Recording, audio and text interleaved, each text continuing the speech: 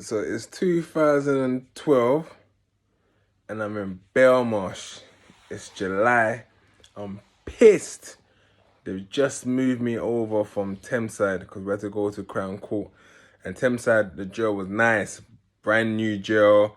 You got bloody, what do you call it, Freeview in the cell. There's babe station. You got shower in the cell. You got phone in the cell. And like there's some like officers from ends. So I was nice in there. I was cool. So when they told me that you have to go cool and you can end up going back in Belmarsh, 3-man bang up, I was pissed. I'm like, fucking hell, man. I was in Belmarsh like a good year before already. Don't want to go back there. So anyway, my Cody, my cousin, was already in Belmarsh. Actually, he was already in Belmarsh already, actually. So I think he was in the induction ring. But obviously, like, I'm trying to play it cool so I don't have to go back into Belmarsh. So I'm trying to say, look, I said, I got beef with my cousin. I got beef with my Cody. Like, we don't get along. I can't be in this jail. Send me back to Thameside. They weren't having it. And these times there's a brother, I ain't gonna mention who he's well-known brother from Southwest. And he was on an M charge, right? And he got given like good double digits in the 30s and that. So I think he was coming back to court for some possession thing because he already got lifed off and he's come back to court for selling food in a jailhouse or something, so I had to go to Belmont. So obviously backed into him. I didn't know who he was, but we're talking. So when you're in the holding cell together, so kind of in the holding cell together, but he's in the one next to me, right? We're talking. So I'm like, yo, this guy, where you from? He's telling me where he's from. I said, yeah, I'm from Peckham. I'm like, oh, well, you know anyone from Peckham? He's like, fuck Peckham boys, man. I don't care about anyone from Peckham boys, man. I got like 34 years to do. I don't give a fuck about them guys. I'm like, whoa. Kind of no need to be rude. I just like saying, do you know anyone from Peckham, innit? He's like, nah, man, fuck that, man. What have I got to live for? I got my 34 years. All I took care to try and provide money for my daughters and everything. But yeah, man. But no disrespect, but fuck Peckham, innit? I was like, alright, cool. I'm not gang banging for Peckham anyway, so I'm not gonna like entertain that anyway. So obviously now we're about to go. They're gonna start putting us in on the different wings, innit? And mind you, I already told the jail that I don't know go on the induction wing because my Cody, me and him don't get along. As my obviously, I was just chatting shit so I can go back to bloody to Thameside, but they weren't having it.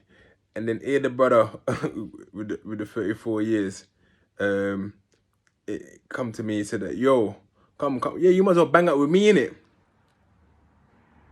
The officer looked at me. In my head, I'm saying to myself, you don't like Peckham boys. You're doing 34 years. And you already had aggro's because having aggro with the officer already, so he's already in a bad mood already. And I'm not in a good mood because they put me in this jail as well. So me going in that cell with you tonight, what a possible outcome of it going to be a good night? I said, oh, nah, you know what? Nah, you say I can't go this wing because my Cody is on there. We don't get along. Yeah, fuck that, man. We'll wrap up your Cody tomorrow, me and you. I was like, yeah, so officer look at me, you gonna bang out with him?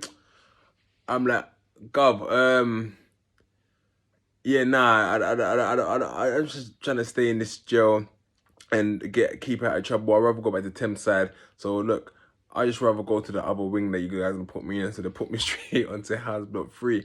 So I've always thought about it is that maybe it would have been nothing. Maybe it could have been nothing. But you have to assess a man. And my man was already pissed. Guy, I don't really like Peckham boys. And he had all those years already. So he's a lifer anyway. So me being in the cell with him at night and him feeling pissed that he was there anyway, you never know what could have happened, you know.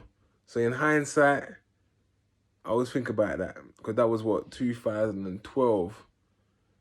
Yeah, that's 8 years ago. So my man still got like a good over 20 in that to do still.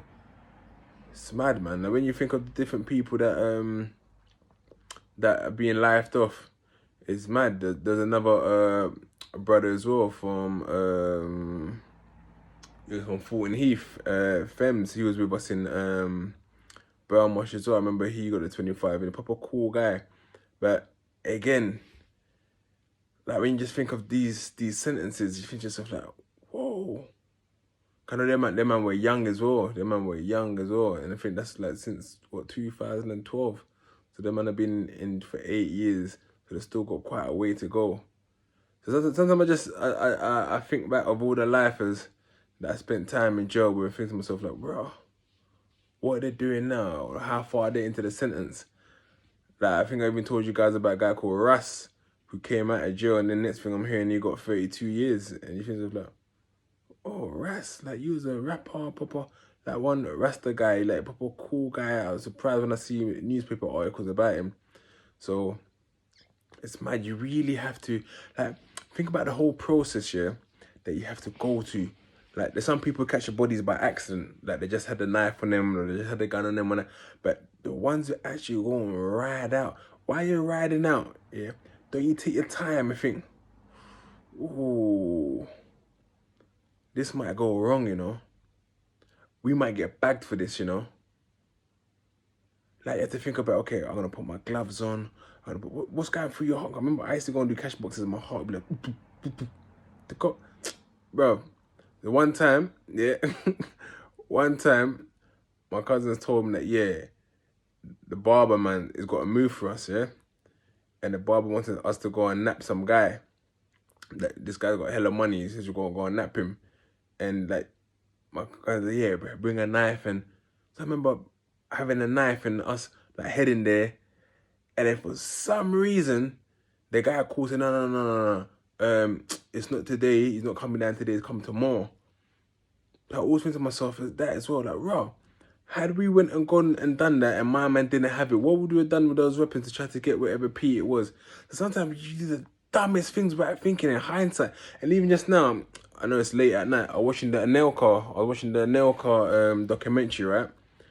And even he says now, like, when you're young, like, you don't really think. He said he had bare regrets. He said he could have done so much more in football than what he done. I mean, don't get me wrong.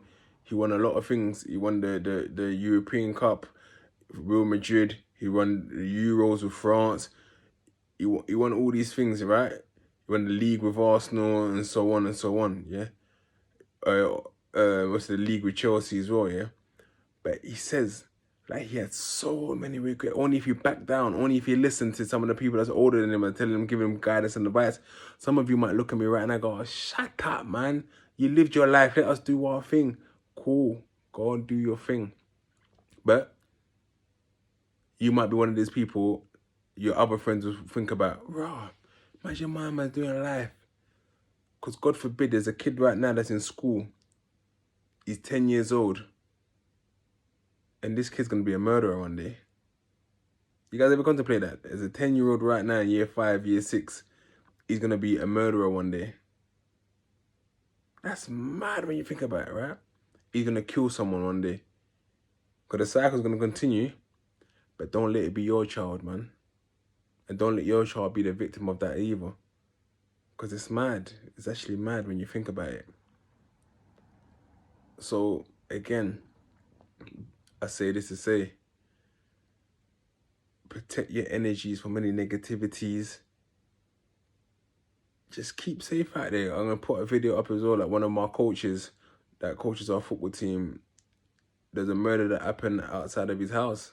Literally right outside his doorsteps. Literally right outside his doorstep. Apparently there's a 18-year-old Somali kid named Dirts. And he was stabbed right outside our coach's, house in Islington. So it's mad. People, keep safe out there and don't be another statistic. Don't be another one who becomes a lifer. Don't be another one who ends up on the wrong side of the road because it's not worth it. I tell you these things all the time. And you know why? You won't live to have days like today. Do you know what day today is? Today is my daughter's 2nd birthday. I'm out on the roads enjoying it. Do you know where I was for my first daughter's 2nd birthday? I was in jail. Furthermore, what jail was I in?